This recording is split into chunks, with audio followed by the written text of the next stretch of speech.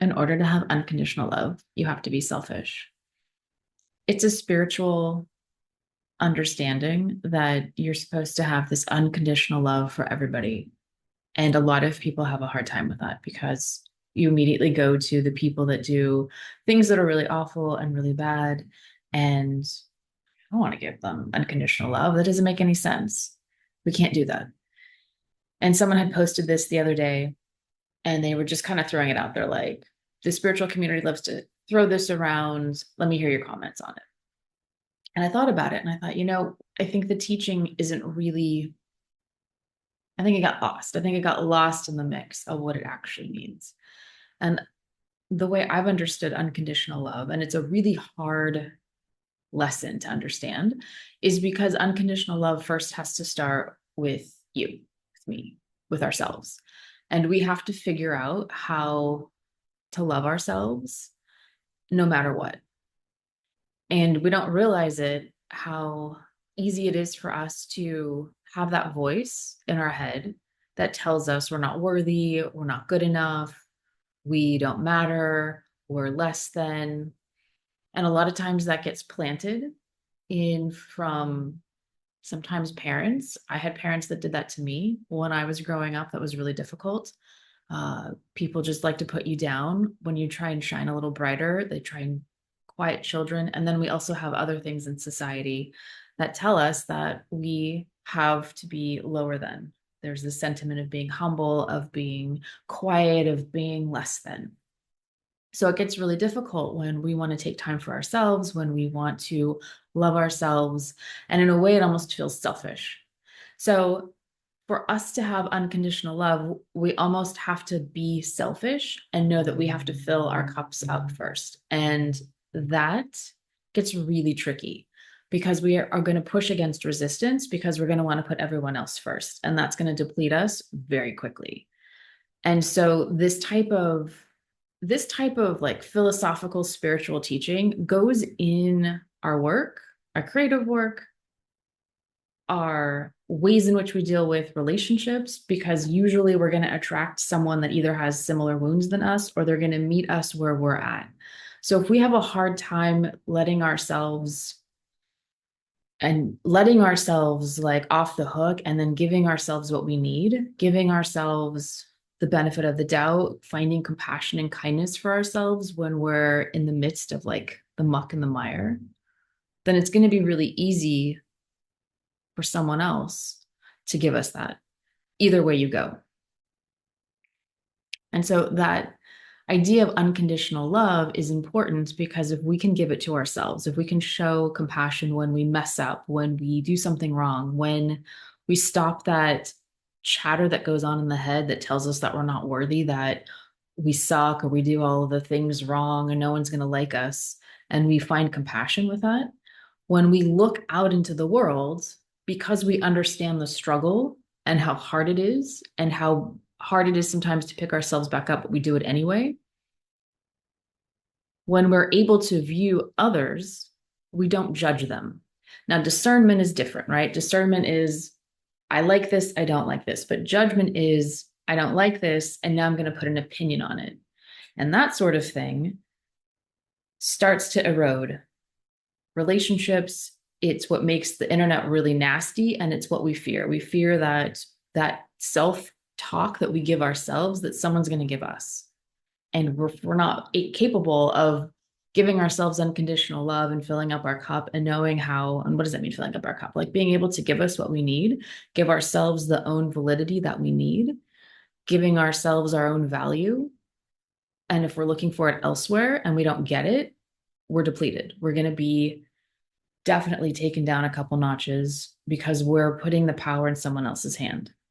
So if we can stand in unconditional love, if we can stand in that place where no matter what happens, no matter what we do, no matter how we go about doing it, whether fear comes up or self-doubt or worry or anxiety, they don't really have a place because we're understanding what that emotion is underneath it, why we're feeling the way that we're feeling, and kind of sitting with ourselves, honoring that emotion, getting that message, getting that what is that need that's driving that emotion to give to ourselves, unconditionally. You're always going to be there for yourself. You're going to learn how to parent yourself. Parents don't usually get a handbook. It's only in the last maybe couple decades that parents have had some sense of tools to help them, but no one's perfect. And we can't put that on a parent because everyone's just needing what they need. And we don't get taught how to communicate our emotions, how to communicate what it is that we need. It's a lot of trial and error. Even you don't even know what you need sometimes. So if you don't know what you need sometimes, how is someone else going to know what you need? So we got to learn how to give ourselves that unconditional compassion and kindness. And if we can start doing that every day, we start to see a ripple effect that happens, or we can start to lighten up a little bit. Because what do we want every leader to have? We want them to have kindness and compassion. We still have to be direct. We still have to make decisions. We still have to make hard calls and choices, but we want to do that with a level of compassion. Unconditional love, I think people take it as like you have to open your doors and you have to like feed every single human and you have to do all these things. That's people pleasing. That's not unconditional love. You think that, well, if I have unconditional love, I can't have conditions on things.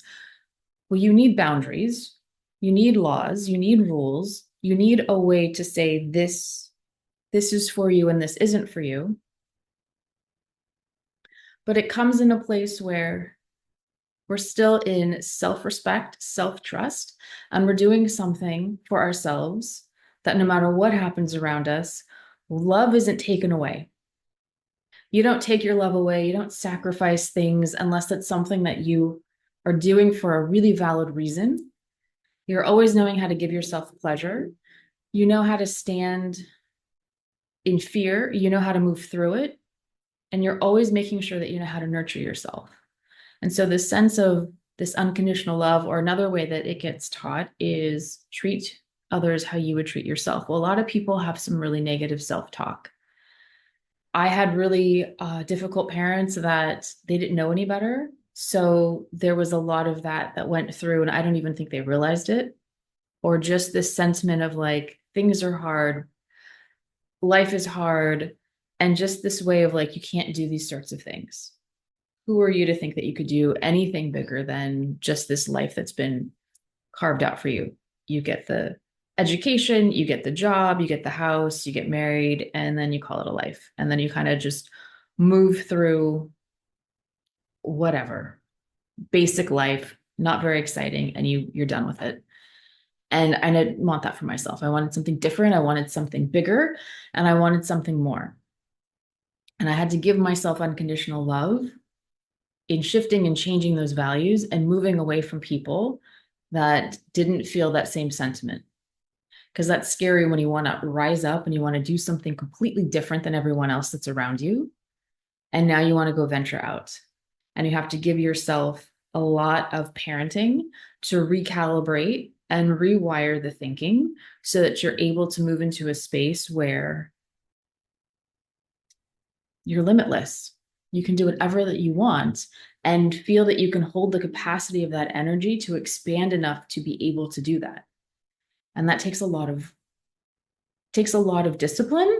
It takes some work, and it's a daily practice of understanding how much can I hold, how much can I do, and how can I give myself the compassion and the kindness to mess up, to fumble, to fall, and to get back up and do it again, and not berate myself, because it's really easy to do.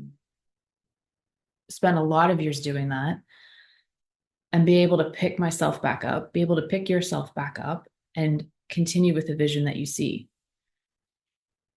So if we can each stand in unconditional love and be selfish with it, be selfishly selfish with your unconditional love for yourself for one day, if you've never tried it before, where there is no such thing as a negative thought.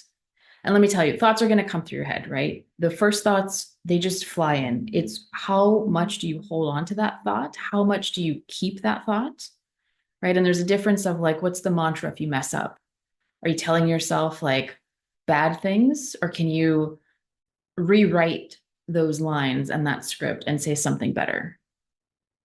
When emotions come in that you don't like or that don't work, or like you're anxious or you're worried, Can you nurture yourself enough to just to get to neutral, just to get to a neutrality in you so that you can get peace and you can be calm and you can figure out your next steps and know that no matter what comes across, you have your back. Can you stand in unconditional love for yourself for a day and see if and how, because it will, but how the world changes around you?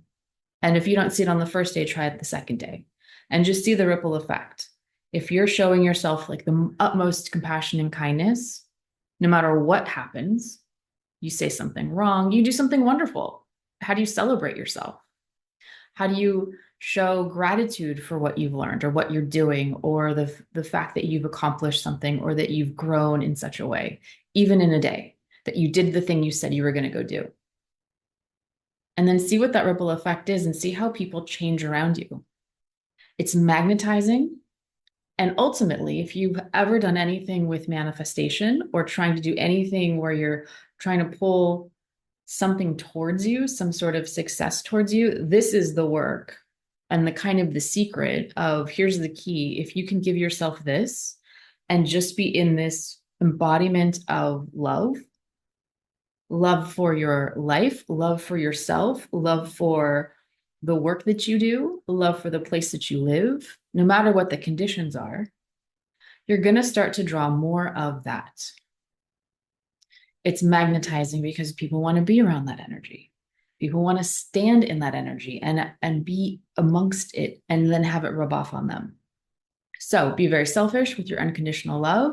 I'd love to hear in the comments how that's working for you, if you feel any shift within a really short amount of time. I thank you for being here. I love you all, and I will see you in the next one. Take care. Bye.